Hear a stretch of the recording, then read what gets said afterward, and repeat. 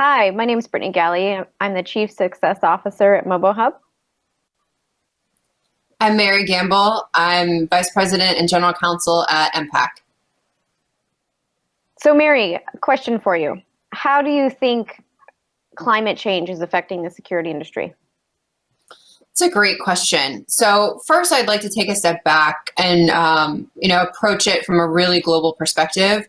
The World Economic Forum's annual risk report that was released earlier in 2020, of the top 10 risks that were included, the top five, both in the impact and likelihood for long-term risk, included environmental issues. And those included things like climate change or climate action failure, biodiversity loss, extreme weather events, natural disasters, human-made environmental disasters. So the scope of climate change is extremely broad. And I think as security professionals, we're used to approaching it very, very siloed. We look at the way that we operate within the industry and more within our organization. Looking at the products that we produce, the guards up there on the ground, the really operational components. And it requires us as professionals taking a step back to understand and recognize that that scope is much, much broader. So it's not just guard services, but it's the people that they protect, and it's the people going into their environment. It's not just the production of the products, but how those products serve the industry. So you think of cameras, it's, where are those cameras installed and what are they monitoring? It's health services, it's manufacturing, it's retail, executive protection. It's really expanding that scope and understanding that climate change affects everybody. And understanding further that climate change is what we call a threat multiplier. So it isn't just that, in the scope that there's a natural disaster, there's a weather event, there's biodiversity loss or crop failure. It's how does that impact the industry? So taking, we just had Hurricane Laura fairly recently. So taking that as an example, as a large scale hurricane, it isn't just the immediate impact, but how does that affect the broader scale? So looking at the physical damage that it can cause to different businesses, and taking the guard services as an example, when they have to go out and then carry out their job duties in the aftermath of that, it's all the challenges that they would face on a day-to-day operational perspective. So not only you're saying it's not only affecting obviously the globe and the people in the industry, but it's also affecting everyone who works as a security professional, whether they're an officer, whether in a corporate office, whether executive protection, whether they're executive protection on boats out in the middle of the sea. It's affecting everybody.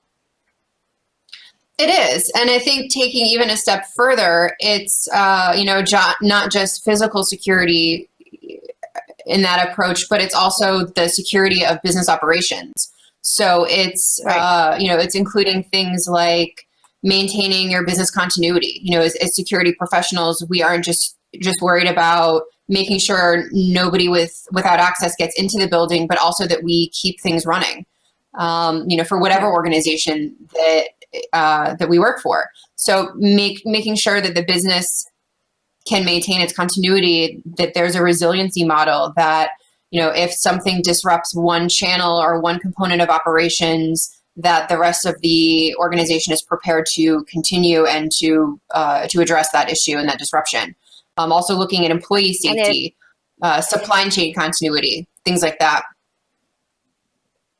Well, and the natural disaster preparedness, right, for security purposes is huge, right? I don't think it's one of those things that some companies, I feel like, make it up as they go when they have, the big hurricane coming into town. Other states are very prepared for it, like the Floridas, because they get them once a year, right? But what we haven't thought about is all those climate change things that haven't happened yet. What if we do get the big 8.0 earthquake? What do we do, right? What if we do get the big natural disaster fires, burning down half of Denver or half of Colorado or half of California? What is the security industry prepared for? And what are they going to do about that, right? Inside of their companies or even for the public? I think that's a great point that we're not there yet. I feel like, do you agree that security professionals are prepared for the climate change impact that's to come?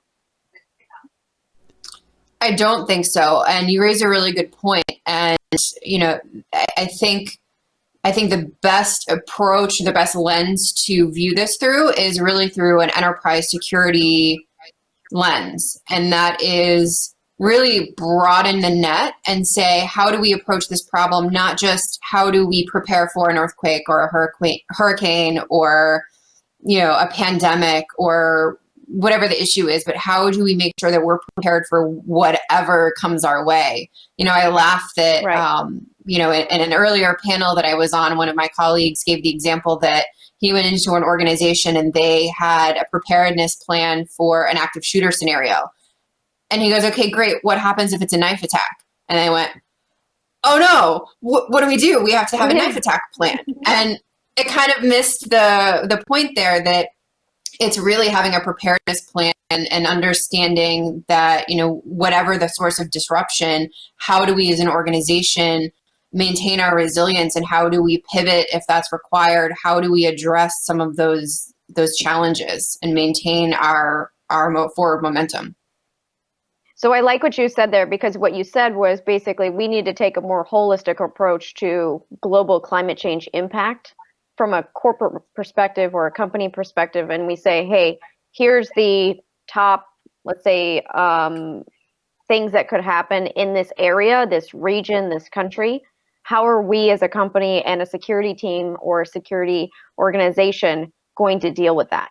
And actually putting a plan in place to say, hey, if there's a massive earthquake, what's our plan B? What do we do? Right? Yeah, I think you're exactly right. And again, it's, you know, it's really being able to grasp the breadth of the issue that we're addressing. You know, again, climate change isn't just you know, what we see on the surface. It's how does that trickle down, this force multiplier? How do we understand as professionals the intricacies of the issues? I mean, looking at, you know, Right. as we talked about earlier, you know, the boots on the ground perspective, but what about what's behind the veil? The, you know, the supply chain disruptions, the operational costs, Right. the issues that a lot of organizations will face with regulation or deregulation down the line of litigation potentials on, you know, operational costs or costly byproducts. So it's really being prepared and understanding the scope of the issue and then addressing that within the organization for how best to prepare for what may come and, you know, maintain that resilience. And also be able to get your, I'll say, boots up and running again. We saw that with COVID, right? Everything shut down, but nobody knew how to reopen it. Exactly. And so what you're seeing, using that as an example, it really highlights, you see all of these different companies that are closing and will continue to close over the next year, months, many years, and entire industries that have been wiped out. But the ones that are now thriving are the ones that were prepared, that are able to pivot, that are able to address the Exactly. issue, say, okay, now let's find a solution and let's implement it and let's move forward. So what should security professionals be doing right now to prepare for this?